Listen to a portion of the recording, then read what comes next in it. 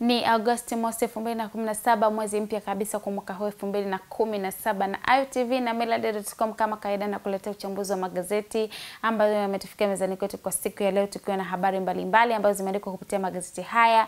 Mimi ni Alice Tupa na karibisha sana. Na moja kwa moja kwa siku ya leo nikianza na magazeti ya Hard News. Gazeti la Nipashe Mwanga wa Jamii ndilo linalotufungulia uchambuzi wa magazeti, ambapo kupitia ukurasa wa mbele habari kubwa inasema kikao kizito, Profesa Kabudi aahidi kukomaa Akasha lipe matrilioni TRA, lakini pia Baraka yakubali yaishe kwa manufaa ya pande mbili. Na habari hii tukiangalia kwa ndani kupitia ukurasa pili wa gazeti hili inasema majadiliano kati ya kamati maalum iliyoundwa na Rais John Magufuli na wawakilishi kutoka kampuni ya madini ya Barrick Gold juu ya biashara ya madini yanayochimbwa na migodi ya kampuni hiyo nchini yalianza jana jijini Dar es Salaam, huku Waziri wa Katiba na Sheria Profesa Palamagamba Kabudi akiahidi kusimamia vizuri maslahi ya nchi. Taarifa iliyotolewa na kurugenzi ya mawasiliano ya Rais Ikulu jana alisema Profesa Kabudi, ambaye pia ni kiongozi wa kamati maalum hiyo, kwenye mazungumzo hayo alisema wamejipanga vizuri kujadiliana na Barrick juu ya madai ya Tanzania katika biashara ya madini ya kampuni hiyo hapa nchini, na kwamba itahakikisha inasimamia maslahi ya Tanzania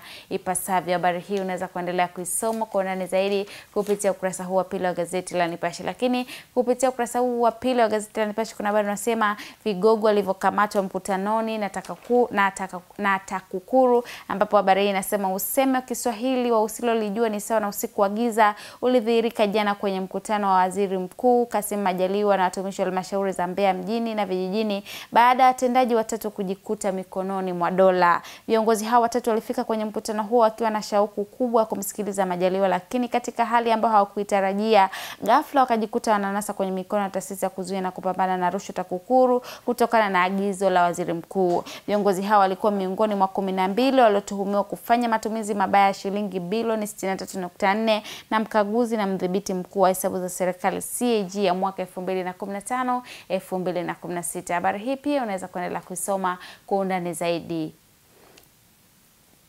Habari nyingine kupitia ukurasa wa pili inasema Chadema wataka mpango mkakati kufufua uchumi, ambapo habari hii inasema chama cha demokrasia na maendeleo Chadema kimesema hali ya uchumi katika miaka mitatu kuanzia Mei 2015 hadi Mei mwaka huu ni mbaya, hivyo kimeitaka serikali kuja na mpango mkakati wa kuifufua. Kadhalika kimesema sababu ya viwanda vingi kufa baada ya kubinafsishwa ni kukosa ruzuku kutoka serikalini pamoja na teknolojia zamani iliyokuwa inatumiwa na viwanda hivyo kutoendana na wakati wa sasa. Mwenyekiti wa taifa Chadema Freeman Mbowe alisema hayo jana jijini Dar es Salaam alipotoa tamko la kikao cha kamati kuu ya chama hicho kilichokaa kwa siku mbili kikijadili kuporomoka kwa uchumi wa taifa. Habari hii pia unaweza kuendelea kuisoma kwa undani zaidi kupitia ukurasa huu wa pili wa gazeti la Nipashe. Tukiangalia katika ukurasa wa tatu wa gazeti la Nipashe kuna habari inasema Malinzi arudishwa kule.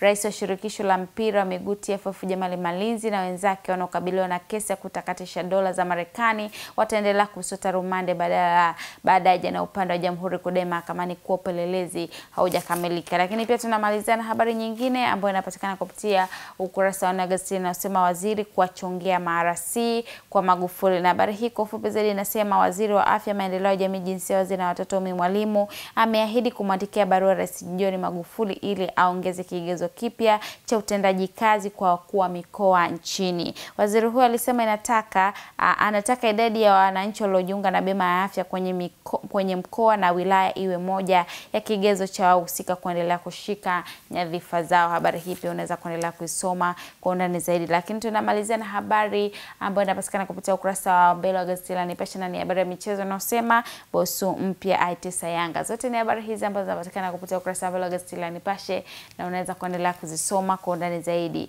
Tuna gazeti pia la Mtanzania Afrika Kinifu, ambapo kupitia ukurasa wa mbele limeandika Chadema hali tete, Chadema yasema hali ya uchumi tete, na habari hii inapatikana kupitia ukurasa wa gazeti hili la Mtanzania, ambapo tukiangalia kwa ufupi zaidi inasema mwenyekiti wa chama cha demokrasia na maendeleo Chadema Freeman Mbowe amesema tangu serikali ya awamu ya 5 ingia madarakani hali ya uchumi imezidi kuwa tete. Kutokana na hali hiyo, mauzo na manunuzi ya nje, mikopo sekta binafsi yameporomoka, huku deni la taifa likipa kuliko kipindi chochote. Habari hii unaweza kuendelea kuisoma kwa kirefu zaidi kupitia ukurasa huu wa gazeti la Mtanzania. Pia kuna habari nyingine nyingine zinasema timu ya Tanzania mzozo wa makinikia siri nzito. Habari hii unaweza kuendelea kusoma kupitia ukurasa wa 4. Lakini pia kuna habari inasema kigogo tume ya uchaguzi Kenya uawa, wadau utalii wamlilia miliki wa Impala Hotels. Lakini pia Majaliwa agiza vigogo 12 Mbeya wachunguzwe. Ni habari zote hizo ambazo zimeandikwa kupitia gazeti la Mtanzania na unaweza kuendelea kuzisoma kwa undani zaidi. Tuna gazeti la Mwananchi pia kwa siku ya leo ambapo kupitia ukurasa wa mbele habari kubwa inasema Chadema wachambua uchumi serikali ya JPM,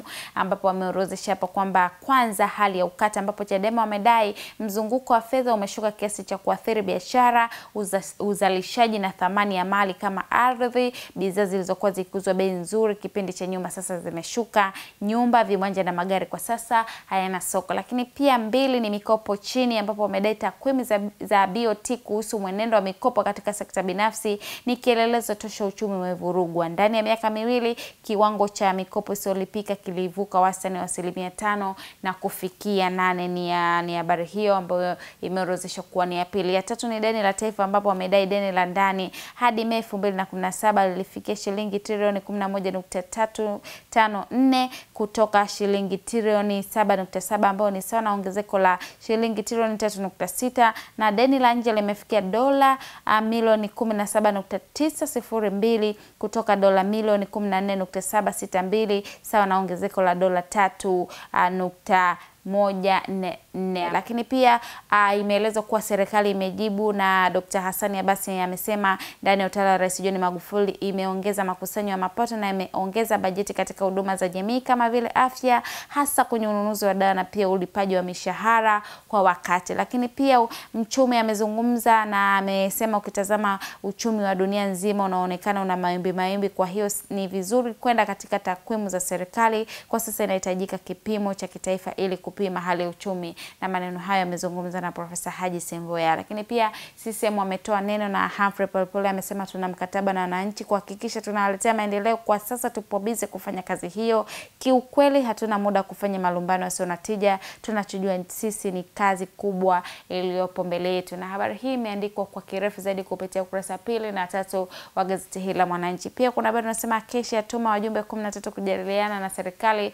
Habari hii inapatikana kupitia ukurasa 4 wa gazeti la Mwananchi. Bilionea Seti yaangaliwa afya hospitali ya Amana. Mamea wawili Chadema wamwangukia Magufuli. Lakini pia kuna habari inasema naibu mkurugenzi tume ya uchaguzi Kenya ameuawa. Zote ni habari ambazo zimeandikwa kupitia ukurasa wa gazeti la Mwananchi na unaweza kuendelea kuzisoma kwa undani zaidi. Tuna gazeti la Jamhuri pia kwa siku ya leo ambapo kupitia ukurasa wa mbele limeandika Magufuli awanyoosha sasa anza kutumbua mawakala wa ushuru, Maxima alipo wenzake atia kitumbua chao mchanga. Ni habari hiyo ambayo inaendelea kupitia ukurasa wa 4 wa gazeti hili la Jamhuri.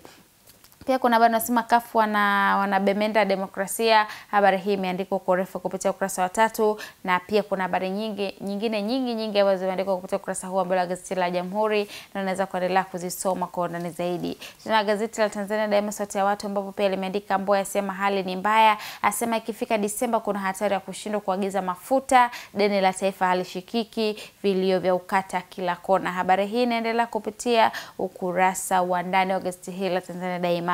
Sakata la Acacia tumekuwa kituko asema Mboya, mazungumzo kwa dai trilioni 400 yaanza. Ni habari ambayo inapatikana kupitia ukurasa wa 5 wa gazeti hili la Tanzania Daima. DC Ludewa Maharitiza Daima bampa to bampa, ni habari nyingine hiyo ambayo inapatikana kupitia ukurasa 6. Lakini pia Meya Mbeya wenzake 11 waojua TAKUKURU, dai yaongoza kuchukua sheria mikononi. Lakini pia kuna habari inasema Malinzi Mwesigwa waendelea kusota. Ni habari zote hizo ambazo zimeandikwa kupitia ukurasa wa gazeti la Tanzania Daima na unaweza kuendelea kuzisoma kwa undani zaidi. Gazeti la Majira, gazeti huru la kila siku, pia kwa siku leo limeandika Chadema wabadili gia kwa Rais Magufuli. Ni baada ya kudhibitiwa kufanya mikutano ya kisiasa. Sasa utendaji wa serikali ya Rais Magufuli kwani kwa kila mwezi.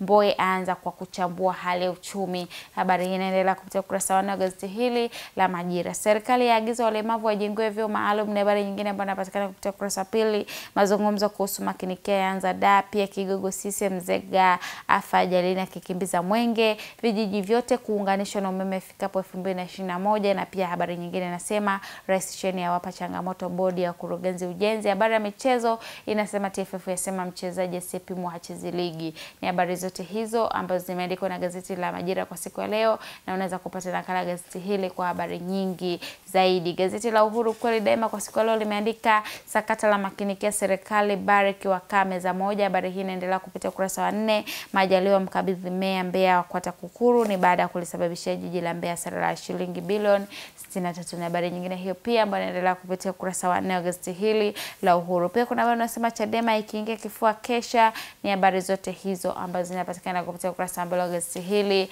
la Uhuru. Lakini pia tuna gazeti la Tazama kwa siku ya leo ambapo kupitia ukurasa wa mbele kuna habari moja hapo kubwa inayosema hii ya kafu ni tsunami. Profesa Lipumba atuma salamu ampeleka darasani Maalim Seif. Na pia kuna habari nyingine nyingi zaidi ambazo zimeandikwa kupitia ukurasa wa mbele wa gazeti la Tazama. Unaweza kuendelea kuzisoma kwa undani zaidi. Gazeti la Mwelekeo kwa siku ya leo katika ukurasa wa mbele lina habari inayosema Chadema amfungia kazi JPM.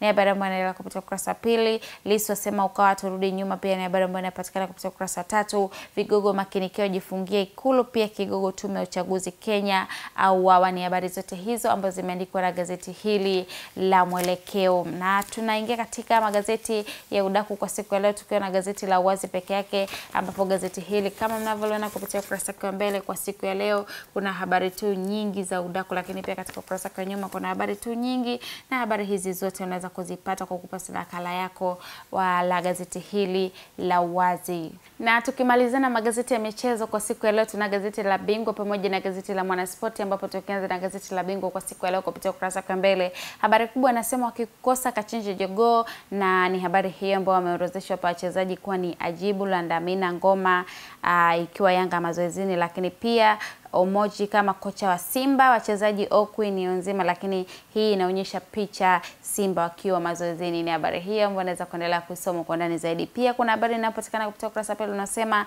Manula ndani ya nyumba South. Habari hii kama nilivyosema inapatikana kupitia ukurasa wa pili. Karia tumbo joto uhamiaji ngoma anogesha Etienne Moro. Ni habari nyingine hiyo pia ambayo unaweza kuendelea kusoma kupitia ukurasa wa 3 wa gazeti hili la Bingwa. Katika ukurasa huu wa 3 kuna habari nyingine inayosema Malinzi ya Veva Kaburu kama kawa, na pia kuna habari za kimataifa moja hapo ikisema Ronaldo atenga kizimbani. Na habari ya burudani kwa siku ya leo kupitia ukurasa huu mbele inasema Jezi jeuri ile mbaya. Katika ukurasa wa nyuma gazeti hili la Bingwa habari inasema kijembe Mourinho amjibu Conte, lakini pia rais La Liga amponda Neymar, AC Roma bado amkomalea Mahrez, lakini pia Wenger awatoa shaka mashabiki wa Lacazette.